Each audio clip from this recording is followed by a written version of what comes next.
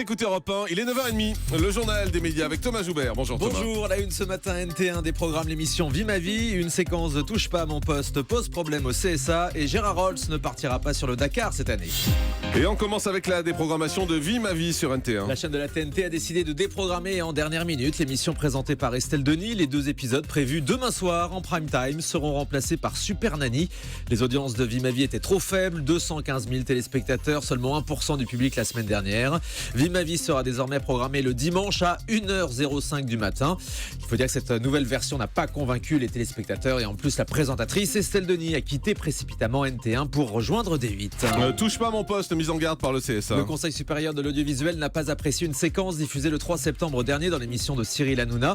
À l'occasion de la visite de la ministre de la Culture à l'école de danse de l'Opéra de Paris, l'équipe s'était moquée de l'entrejambe de 2 jeunes danseurs avec un gros plan sur l'anatomie des garçons.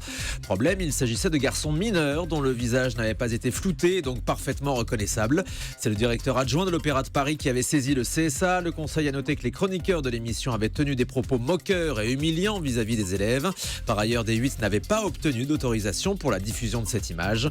La chaîne reçoit donc une mise en garde contre le renouvellement de tels manquements. Le CSA intervient aussi auprès de BFM TV et TF1 pour la diffusion de la photo de l'enfant syrien retrouvé mort sur une plage turque. Cette photo qui s'était retrouvée à la une de tous les journaux qui avait ému le monde entier. Le CSA a reçu plusieurs plaintes suite à la diffusion de cette image difficilement soutenable.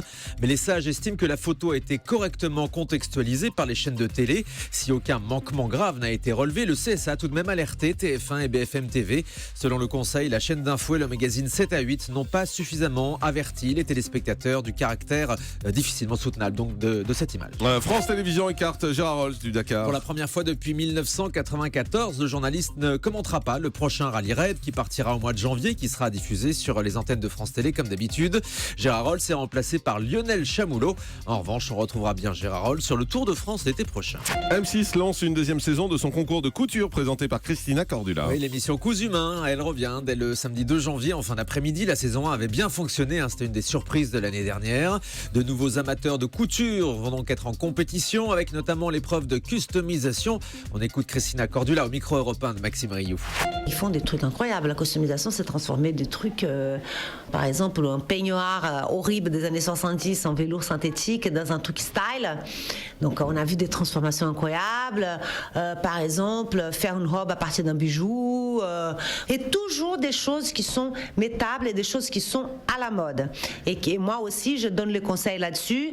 Quand c'est pas très moderne, c'est là que je vais aussi donner mon avis stylistique.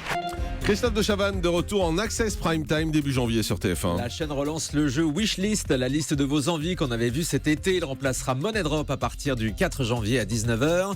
À la rentrée de janvier sur TF1, on verra aussi le 2e Prime Time présenté par Alessandra Sublet, la grande histoire de la télévision. Ce sera le vendredi 8 janvier à 21h pour fêter les 40 ans de Lina. À noter également le lancement d'une nouvelle série française, L'Instinct, le jeudi 7 janvier et le lancement de la saison 4 de Personne of Interest le mardi 5. La productrice Anne-Marc Cassius dévoile ses différents projets. Oui, la productrice de d'MLS TV annonce à Média Plus une nouvelle édition de la fête de la musique pour TF1 en juin prochain. Elle aimerait aussi relancer l'émission Star au grand air en prime time sur une chaîne de la TNT. Anne-Marc Cassius révèle aussi qu'elle prépare l'adaptation de Lip Sync Battle, l'émission de Jimmy Fallon aux États-Unis.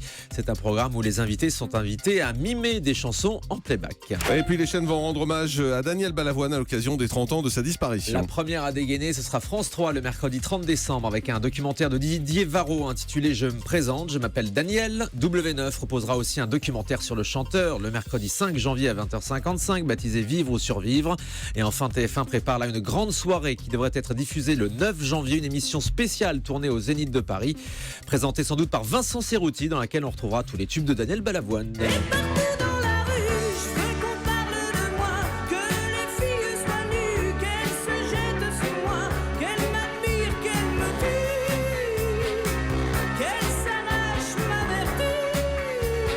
Voilà, hommage à Daniel Balavoine donc à l'occasion des 30 ans de sa disparition. Ça, c'est sûr que c'est autre chose que fan de Julie Leclerc. Allez, stop. Mais attendez. Fan de cet homme. Allez, stop. On nous demande souvent, mais c'est quoi cette musique? C'est la musique d'Alice Donna pour Serge Lama. Oui, bien sûr. Femme.